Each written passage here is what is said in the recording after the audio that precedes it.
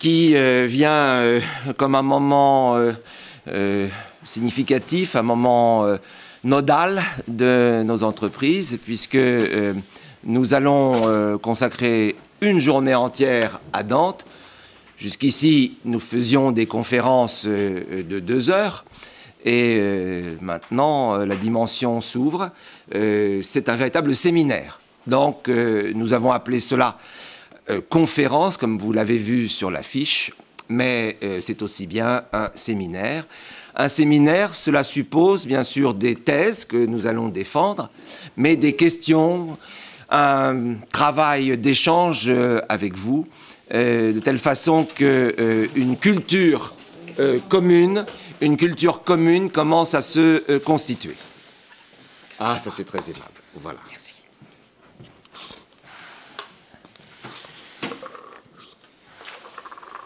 J'ajoute que cette culture commune commence à prendre un visage éditorial, puisque vous avez déjà, pour la plupart, et bientôt tout le monde en aura un exemplaire, le premier numéro de la revue dantesque, des études dantesques. Je ne veux pas insister maintenant sur ce travail. Christophe Libaud, son directeur, qui est présent au fond de la salle, nous présentera d'une façon plus précise le contenu et les enjeux de cette revue. Mais je voulais simplement souligner que ce fascicule est l'attestation que nous existons. C'est l'attestation que nous avons un échange à la fois national et international, et c'est la première concrétisation de nos travaux communs. C'est pourquoi c'est un document qui a une force à la fois scientifique et symbolique. Je ne peux pas m'asseoir à cette table sans saluer tout d'abord mon hôte, Enrico Malato, professeur à l'Université de Naples, qui va animer, insuffler sa vision de Dante toute la journée, qui va nous accompagner et qui est l'auteur de ce livre admirable que la presse a salué, que j'ai devant moi, son livre, le Dante d'Enrico Malato.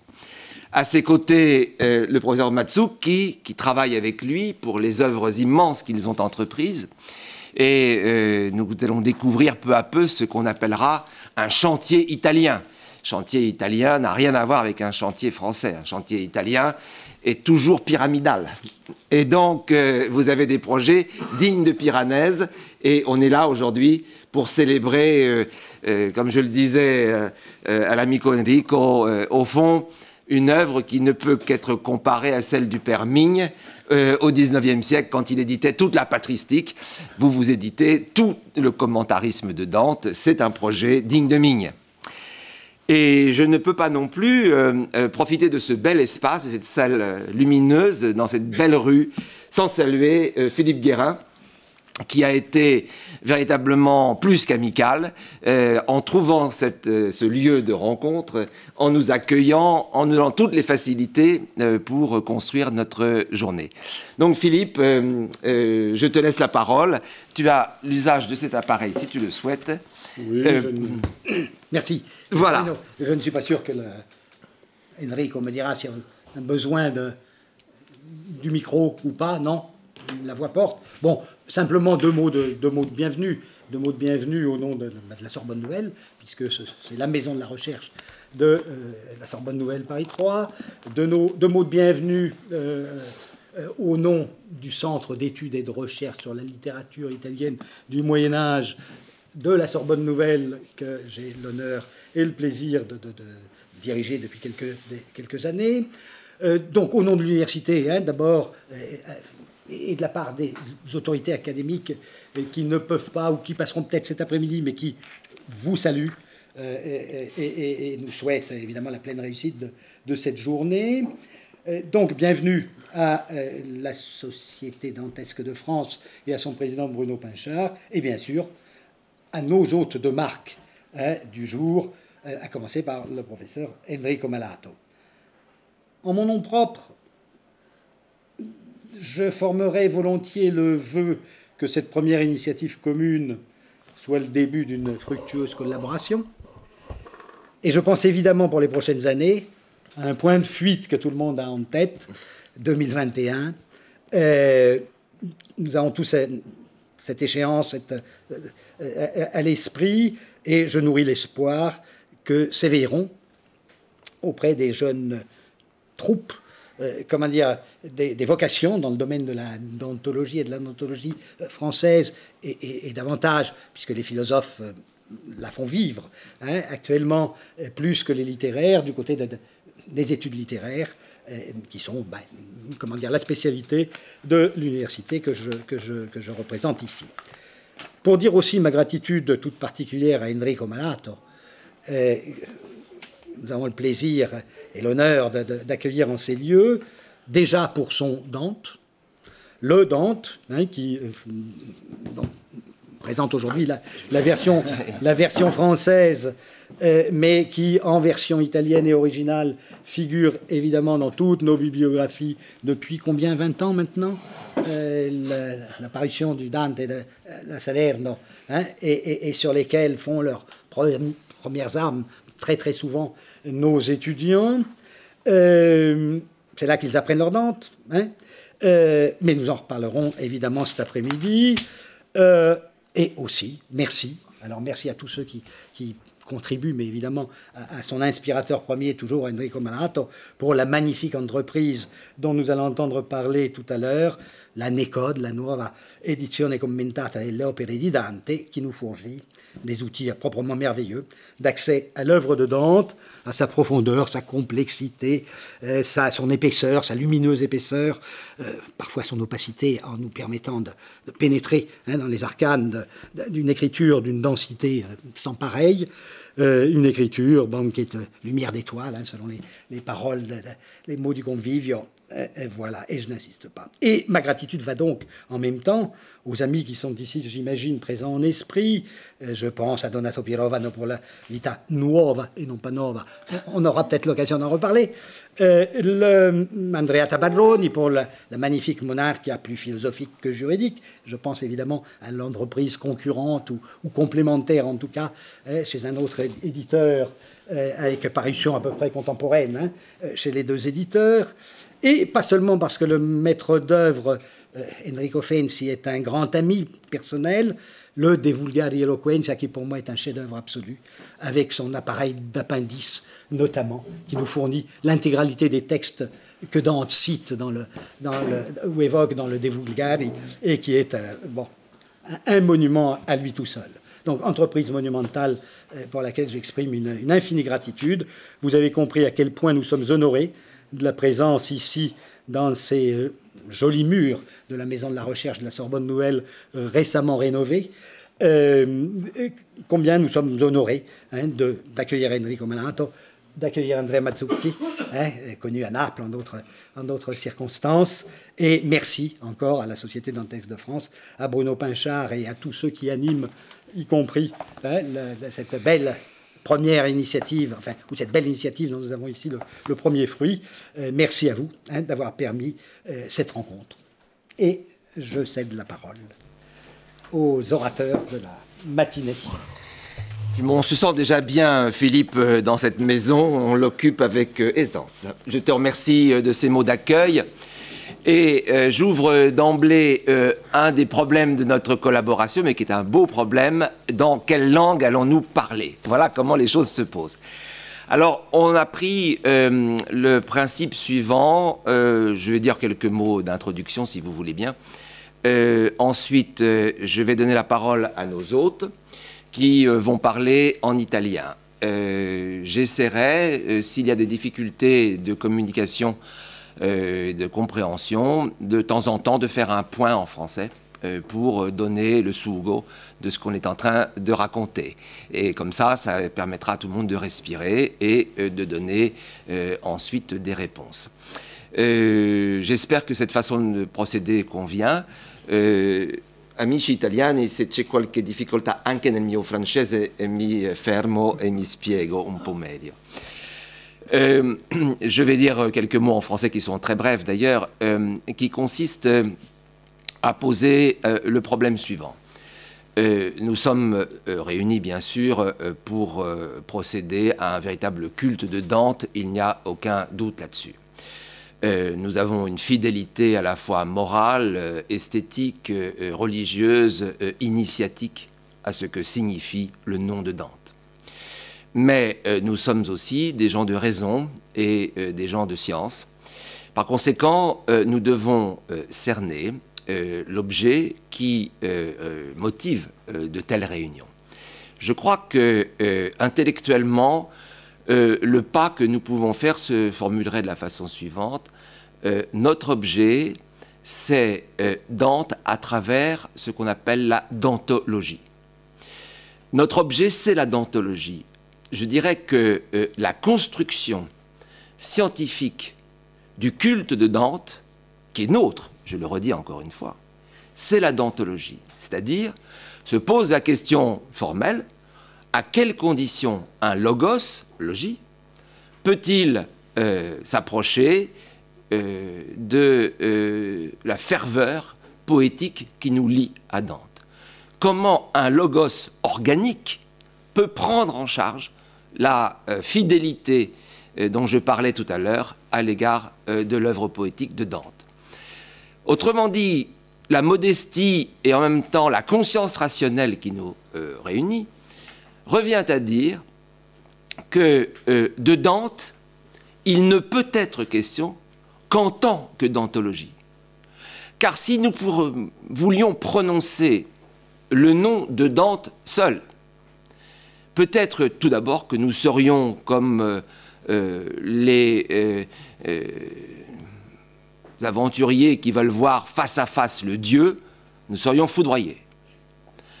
La seconde remarque que je peux faire, si nous prononcions pleinement le nom de Dante, et seulement le nom de Dante, nous serions des poètes. Nous serions en charge de poèmes. Et nous serions quelque chose à côté de Victor Hugo, de Leopardi, de Lacroix ou de Rodin. Nous ne sommes pas ici pour être des créateurs. Bien sûr, sans doute, dans cette salle, il y a des créateurs qui sont en mesure de porter ce destin. Mais ça n'est pas notre tâche explicite. Notre tâche, c'est la dantologie, c'est-à-dire de produire une science concernant le nom de Dante et tout ce qui s'y associe, c'est-à-dire son œuvre. La dantologie est un problème épistémologique, un problème pour les sciences humaines, un problème pour la philologie en soi. Et je voudrais ici rappeler, et Enrico reprendra tous ces éléments tout à l'heure, je voudrais rappeler que la dantologie s'est constituée par le rayonnement des études médiévales, par les travaux des historiens, par les études de manuscrits, la codicologie, toute une foule de sciences relativement éparses et qui n'étaient pas faites forcément pour se réunir, sont subitement cristallisées dans la prise en charge de Dante. Ce qui fait qu'on peut à la fois en dantologie être obligé de connaître à la fois l'œuvre de Thomas d'Aquin et les pigments qu'on utilise dans les enluminures d'un manuscrit du XIIIe ou du XIVe siècle. En dantologie, on peut être obligé de recourir à l'archéologie préhistorique. Par exemple, définir si en Crète, il y a eu un culte qui ressemble à celui du vieillard de Crète.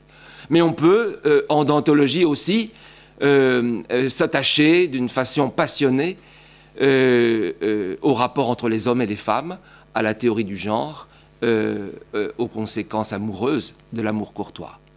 Tout cela pour vous dire qu'il y a une variété de spécialités qui, dans un geste interdisciplinaire, doivent s'articuler dans le concept de dantologie et travailler selon une même mesure pour produire un résultat cohérent et significatif. C'est pourquoi il me semble qu'il y a une dimension, je dirais a priori, une dimension de réflexion sur les sciences et sur l'évolution des sciences dans l'acte qui nous réunit ici et qui nous met au service de l'œuvre de Dante.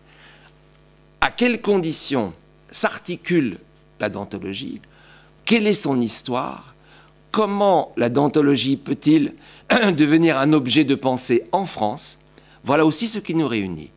Car si la dantologie est née sans doute en Allemagne, à la suite de l'importation au fond des modèles de travaux sur l'Évangile et l'Écriture sainte qui ont été mobilisés par les savants allemands et ensuite impliqués dans la textualité de Dante, si la dantologie est née aussi en Angleterre et a repris les éléments de l'étude de la Bible dans le contexte protestant, si la dantologie est née aussi évidemment en Italie à la fin du XIXe siècle, en profitant de la quantité d'informations dont disposait évidemment le terroir italien, tous ces éléments font que nous avons à nous remémorer l'acte de fondation épistémologique de la spécialité dans laquelle nous sommes engagés parce que nous avons prononcé le nom de Dante. Et le livre que nous présentons aujourd'hui a cet enjeu majeur, me semble-t-il, que d'étendre tous les aspects de l'entreprise dantologique et d'en poser la question structurale et structurante. Vous savez que Blaise Pascal disait à propos de la théologie, dans les fragments de Pascal, dans les pensées de Pascal, combien de sciences?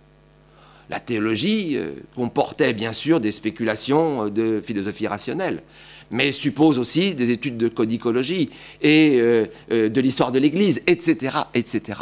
La théologie qui se présentait comme une somme dans la pensée médiévale, à l'orée des temps modernes, devient un problème d'articulation de savoir. Ce problème d'articulation du savoir n'a jamais été, au fond, résolu jusqu'au bout, et c'est bien sûr ce qu'on pourrait appeler la crise de la théologie liée dans son face-à-face avec les sciences humaines. Eh bien, je dirais de la même façon, la dantologie, combien de sciences? Peut-être 5, peut-être 10, peut-être une infinité, s'il est vrai que toute l'œuvre de Dante est une sorte d'écriture du monde, et se pose la question à ce moment-là beaucoup plus large, à quelles conditions y a-t-il un discours sur Dante, c'est-à-dire à quelles conditions y a-t-il un discours sur le monde? Si dans Dante se trouve le monde, tout discours sur Dante devient un discours sur le monde. Et le caractère encyclopédique des savoirs dantologiques ne suffit pas à répondre à la question, se pose un problème d'adéquation. Rei et mentis. Combien et comment le savoir que j'articule sur l'objet Dante est adéquat à la réalité totale dont il est le porteur. Voilà donc, mes amis, comment je me représente les fondements épistémologiques, les inquiétudes scientifiques qui sont à la base de l'entreprise que nous commençons aujourd'hui. C'est pourquoi j'ai souhaité que le travail du matin soit un travail scientifique dans lequel ceux qui sont engagés mentre 40 anni, depuis 40 ans, ceux qui sont engagés depuis 40 ans dans ce forage minier du terreau dantesque vont nous apporter leurs expériences et leurs procédures épistémiques pour porter ces questions. Cet après-midi, les choses prennent un autre tour. Cet après-midi, la parole sera à la France. C'est-à-dire, qu'est-ce que la France peut apporter dans ce dispositif, dans cette forma mentis de la dantologie.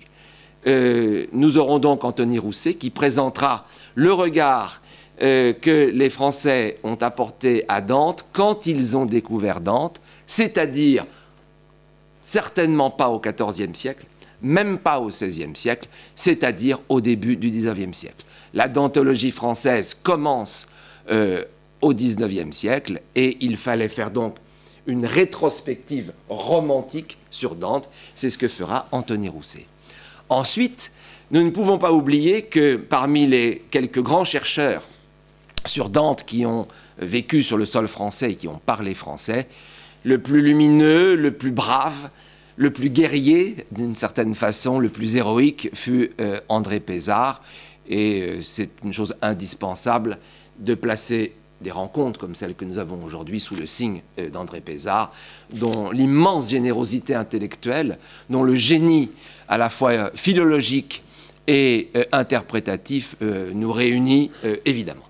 J'ai donc demandé à Franck Labrasca de nous faire un bilan sur, d'une part, l'œuvre et les interprétations d'André Pézard, mais aussi sur les précédentes réunions, puisqu'il y a eu déjà un colloque en Sorbonne sur André Pézard il y a 2 ans, je crois, et que c'est donc un bon moment pour faire un bilan du bilan, en somme.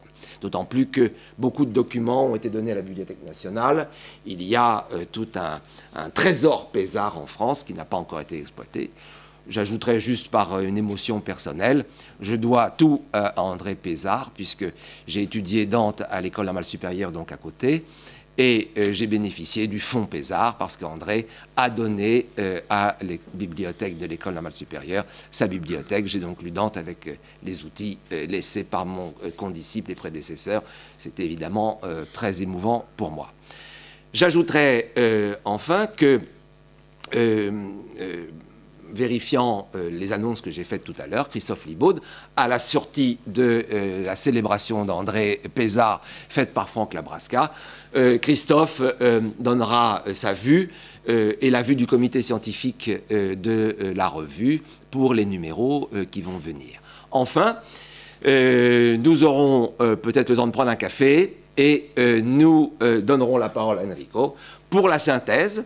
Alors pour la synthèse finale concernant son livre, j'ai déjà quelques documents qui sont là à vous distribuer, que je vais vous remettre tout à l'heure, qui sont des traductions de textes qui vont être prononcés par Enrico Malato pour qu'il y ait une meilleure communication. Nous aurons sans doute cet après-midi un public différent de ce matin. La dimension sera donc moins dantologique, mais elle sera plus en l'honneur de Dante. Et Enrico Malato nous présentera 2 versants de son travail.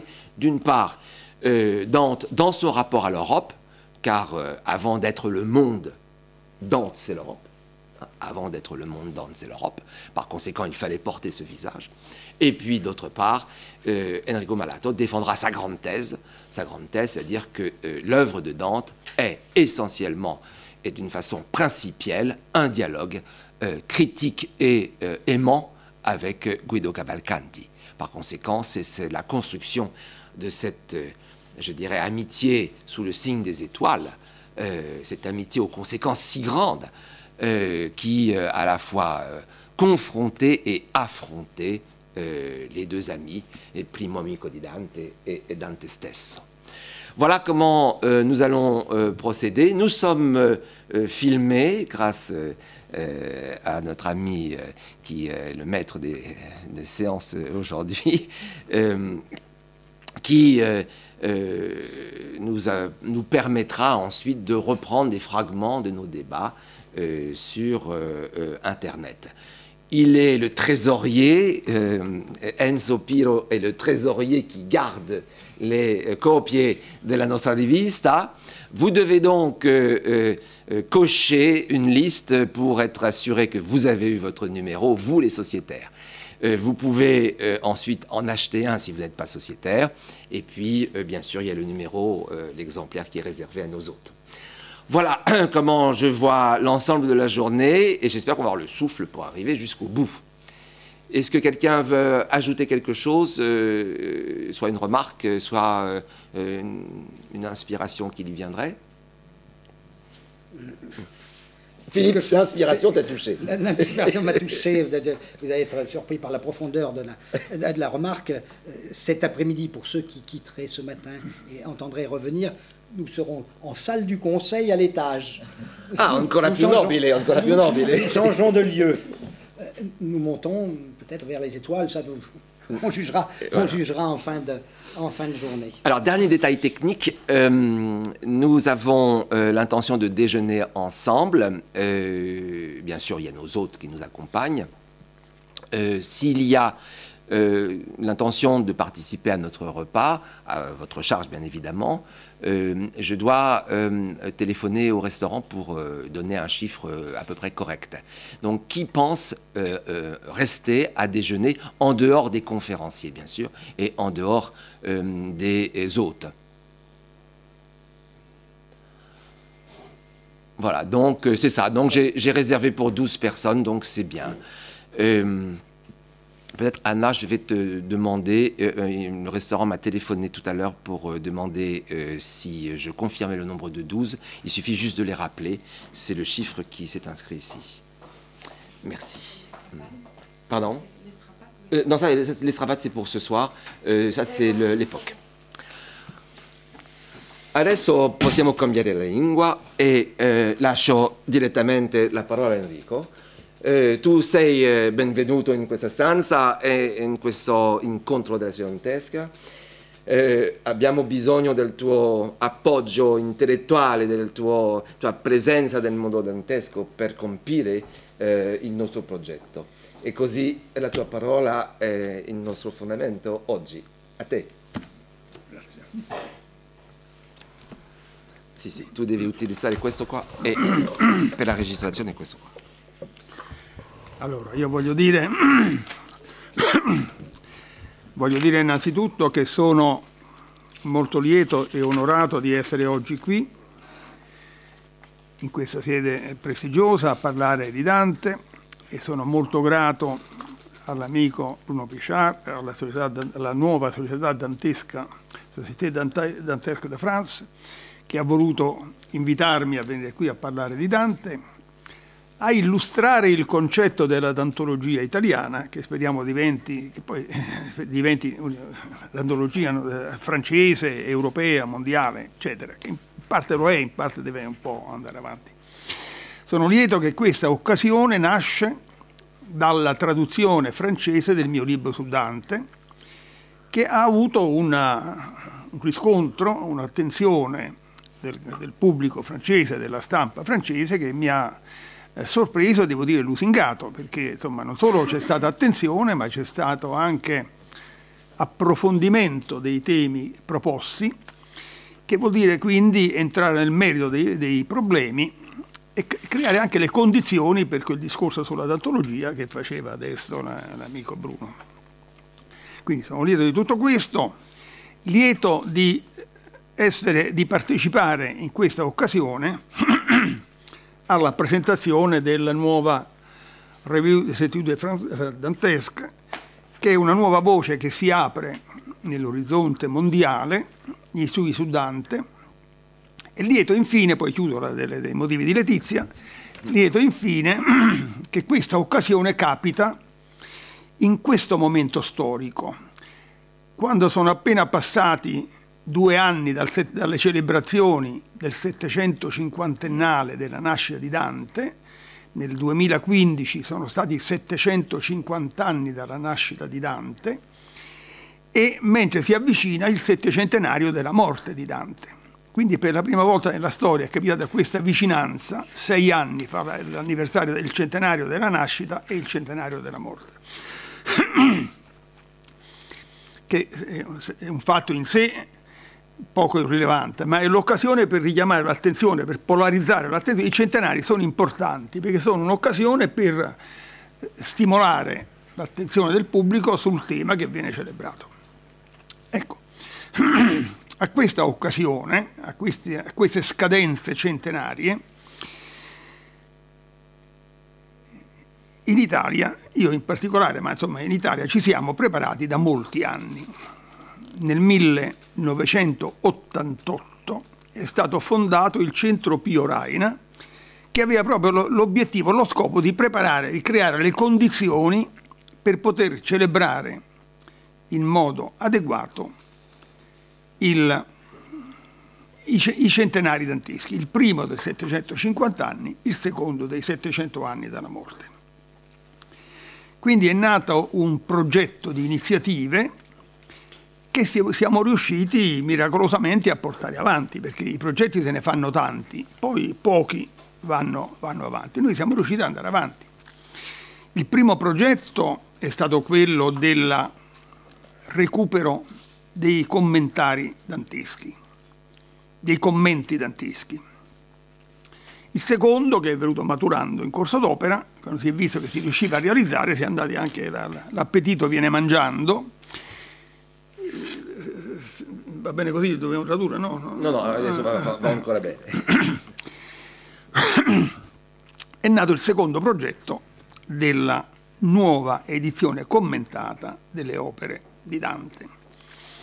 Adesso io ho trovato in questo progetto un collaboratore prezioso e al di là di ogni lode, che è il qui presente Andrea Mazzucchi, mio collega all'Università di Napoli. Io insegnavo letteratura italiana, lui insegna filologia italiana e filologia dantesca. Quindi insomma, abbiamo creato a Napoli, all'Università di Napoli, Federico II, un centro di studi danteschi, che è uno dei miei orgogli, uno dei motivi di soddisfazione. E dopo che io sono uscito, perché ormai sono, per ragioni di età, sono fuori, mi hanno fatto emerito quando sono andato via, che è una prassi dell'Università italiana, insomma, qualcuno non ha tutto, ma insomma me l'hanno fatta, a me fa piacere. E so che però il centro di studi, insomma a Roma c'è il Centro Pio Raina, che lavora in stretta congiunzione con la Casa di Dante in Roma.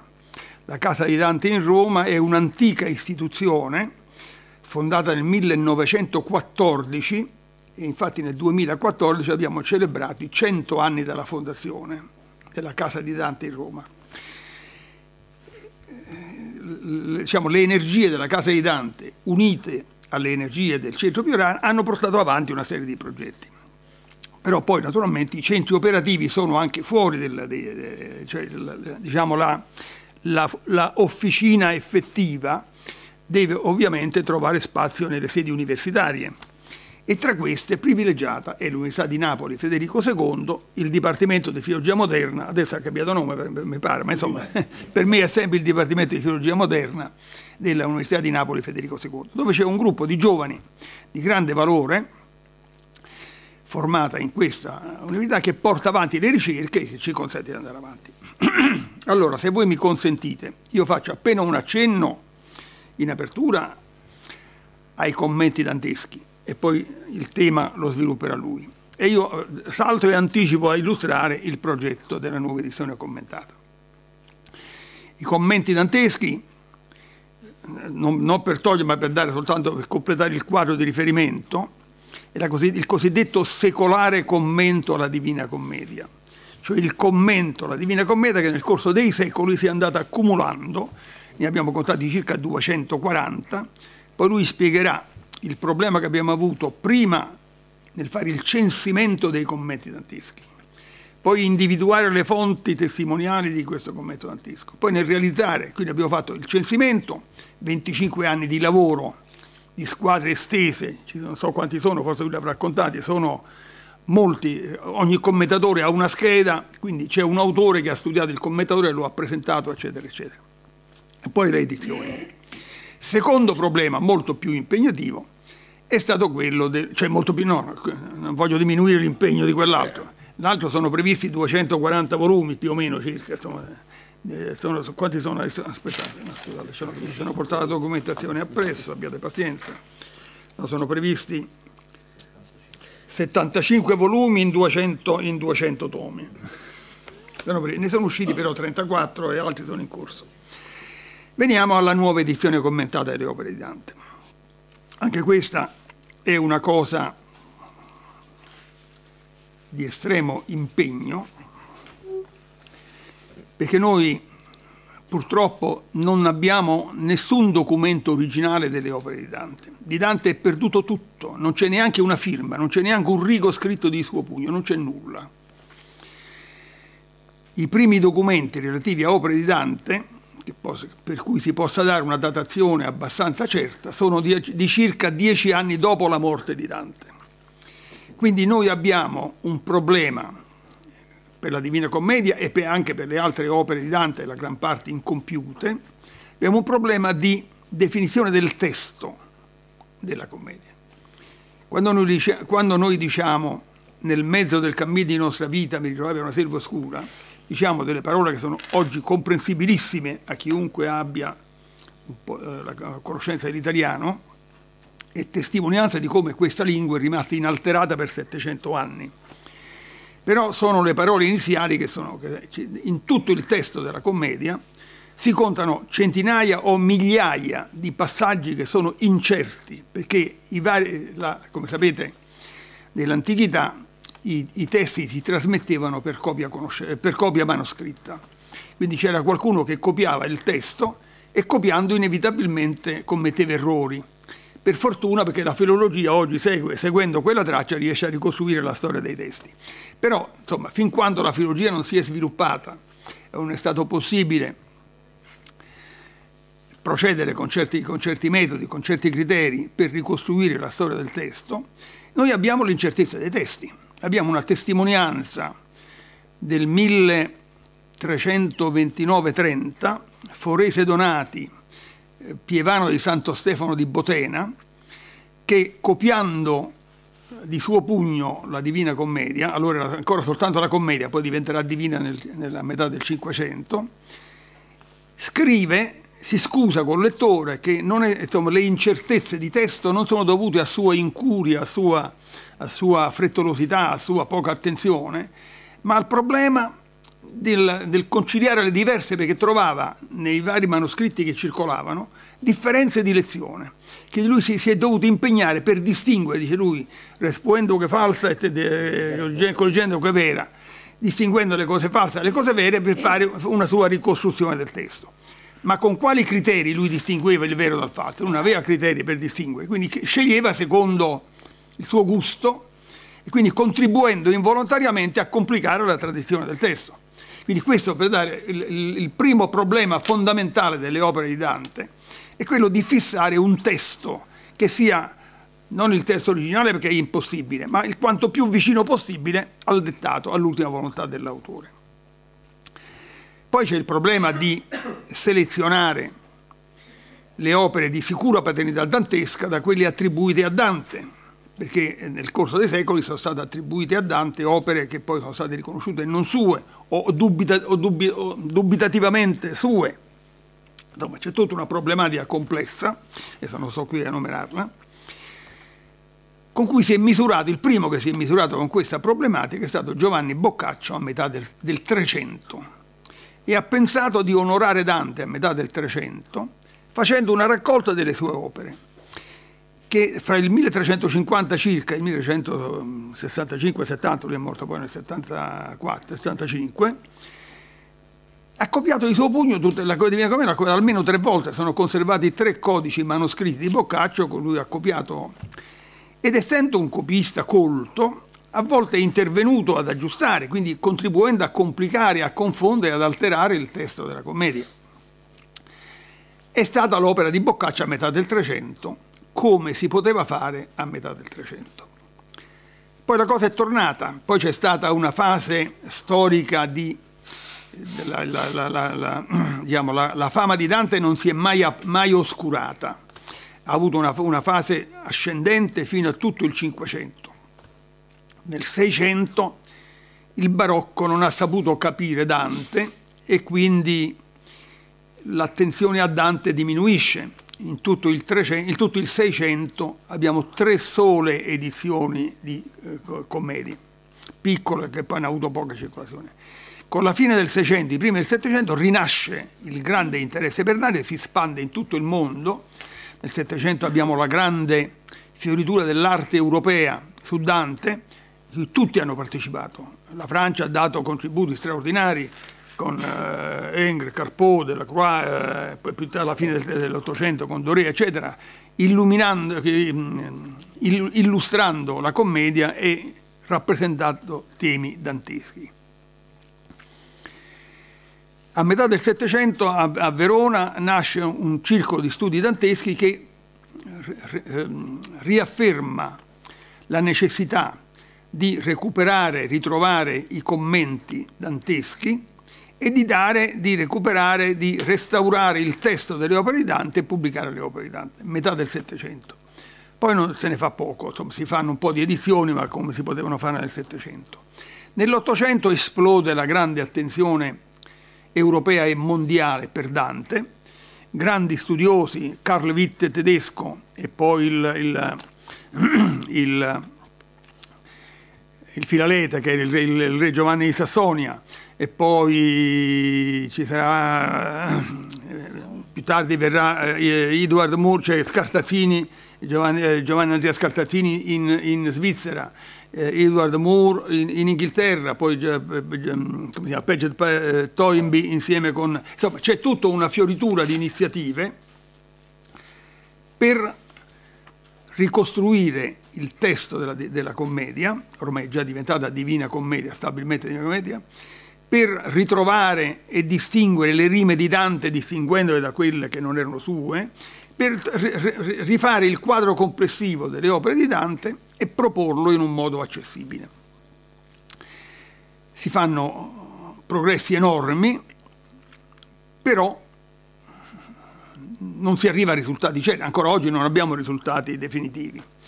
Nel 1865 c'è l'edizione Witte, nel 1800, negli anni 60, no, 870, l'edizione di Scartazzini, poi nel 1883 mi pare l'edizione Moore, nel 1921 per il 6° centenario della morte di Dante la Società Dantesca Italiana pubblica la cosiddetta edizione del centenario. È la prima volta che si fa, c'era Michele Barbi, il grande Michele Barbi, che ha presieduto a tutta l'operazione che è durata 40 anni, e Michele Barbi, ecco, ha realizzato tutto in un libretto così, c'è tutto Dante, in un libretto così, tutto Dante, riuscite a bene, però senza apparati critici e senza giustificazioni. Però dal 1921 Dante lo si legge in quella edizione. Solo la Divina Commedia ha avuto una nuova proposta nel 1968-70 per il 7° centenario della nascita di Dante, è vero, sì. E la Divina Commedia si legge nell'edizione Petrocchi. Poi sono state altre proposte che hanno avuto minore fortuna. Già il grande Michele Barbi, ai primi del Novecento, aveva progettato una nuova edizione commentata delle opere di Dante. Aveva fatto un progetto, un bel progetto, che è partito in modo un po' stentato. Siamo intorno agli anni 20 del Novecento, ma questi progetti sono tutti progetti di lungo tempo. Nel 39-40 scoppia la guerra, nel 41 Barbi muore, quindi tutto, insomma, sono usciti pochi volumi, ma fatti in un modo non approfondito, non soddisfacente. Quindi anche questa iniziativa è caduta. E allora, alla fine del Novecento, intorno agli anni 90 del Novecento, poi ha preso corpo i primi del XXI secolo, è nato il progetto del Centro Pio Raina, una nuova edizione commentata delle opere di Dante. Posso pregarti di prendere quel libretto? Il primo qua. Nel 2004 io ho pubblicato questo libro, questa è la seconda edizione che è appena uscita, per una nuova edizione commentata delle opere di Dante, in cui ho spiegato in circa 200 pagine qual è il problema della tradizione delle opere di Dante, come si possono risolvere, non è il problema, quali sono i problemi, i molti problemi, come si possono risolvere questi problemi e proporre una nuova edizione commentata. Devo dire che furono non poche le note di scetticismo, adesso viene malato, viene a fare questa cosa, così insomma. Infatti adesso dopo 20 anni io faccio la nuova edizione con questa cosa, le ragioni, il progetto, la promessa e la realtà della nuova edizione commentata di opere di Dante, perché come vedete ci sono lì 7 volumi allineati che sono usciti e ce ne sono altri 8 che devono uscire, e garantisco che usciranno entro il termine che ci siamo proposti, che è il settembre del 2021. Settembre 2021, quando si compiranno i 700 anni dalla morte di Dante. Ecco. Allora, brevemente, non so, adesso dimmi tu se Allora, se vogliamo sorprendere. avevo l'intenzione di fare un piccolo abbozzo di quello che è stato detto. Sì. J'avais l'intention de faire un petit résumé. Est-ce que cela est nécessaire? Oui, très bien. Alors, tu mi lasci 5 Come tu, minuti. Je voudrais d'abord rappeler la base institutionnelle du groupe qui est présent ici. Cette base institutionnelle est composée de 3 appuis. Tout d'abord, le Centro Pio Raina, qui est un centre qui a été créé pour mener à bien cette édition blanche avec un filet rouge que vous voyez ici, c'est-à-dire la nouvelle édition commentée de Dante. Mais le centre ne marche pas seul. Il s'appuie sur l'université de Naples, très célèbre université Federico II. Il dispose donc de l'ensemble des étudiants formés à la philologie autour des travaux de notre collègue Mazzucchi. Et on a parlé d'un centro di studi danteschi, ma anche di studi umanistici. Sur la base de cette richesse de travail et cette richesse d'étudiants formés, il y a un 3e point d'appui, la Casa di Dante à Rome, qui est un lieu de prestige, une bibliothèque, et puis qui bénéficie bien sûr du rayonnement, à tout point de vue, de la ville de Rome. Ces 3 instances sont au fond le tripode de l'entreprise. L'entreprise s'est construite à partir des commentaires de Dante. C'est-à-dire qu'il a été nécessaire de recenser le nombre de commentaires. Vous avez été si vite, j'ai oublié le chiffre, 240, non 240. 240 commentaires, je pense, antérieurs au XIXe siècle. Sur ces 240 commentaires, 75 ont été présentés, 75 tomes, mais qui comportent plus de volumes que de tomes. Cela vous donne le vertige. Pour approcher Dante, on n'a pas encore commencé à parler de Dante, mais pour approcher Dante, c'est-à-dire pour mesurer au fond l'ampleur de l'écriture autour de Dante, il y a déjà 75 volumes de 1000 pages chacun que vous avez, c'est la couleur brune. C'est le volume brun ici, hein, c'est-à-dire là vous avez le Giacomo della Lana, mais vous allez, il faut imaginer ça sur 75 volumes. Bon, c'est absolument démentiel. Tout à l'heure, je disais que c'était un projet pyramidal, mais vous voyez, je ne me trompe pas. E alors, giusto una questione per chiacchierare tra noi. Come è il vostro legame accademico con Hollander e il suo progetto di una raccolta totale dei commenti danteschi sul modo elettronico? Come le cose sono attaccate? No, sono certamente congiunte. È chiaro che l'importante progetto di Hollander è un progetto che mette a disposizione online tutti i commenti. La nuova edizione, l'edizione nazionale des commenti danteschi produce éditions critiques nuove et c'est ça la différence. D'accord. Donc voilà. Donc parce qu'il faut que vous sachiez qu'aux États-Unis, il y a un site sur lequel vous pouvez consulter tous les commentaires de Dante pour chaque ligne de Dante. Je ne sais pas si vous vous rendez compte. Ça veut dire que vous prenez un vers et vous allez avoir l'essaim de tout le commentarisme sur un clic. Mais comme expliquait notre collègue, ce ne sont pas des éditions critiques. Comme vous pouvez imaginer, s'il y a déjà des problèmes pour transmettre l'œuvre de Dante, la transmission des commenti danteschi est un sac de nœuds terrible. Ici, je salue d'ailleurs notre collègue Labrasca qui a travaillé sur l'Andino. Vous avez publié l'Andino, et donc on voit bien l'écart entre les éditions rinascimentali de l'Andino et celles que vous avez produites.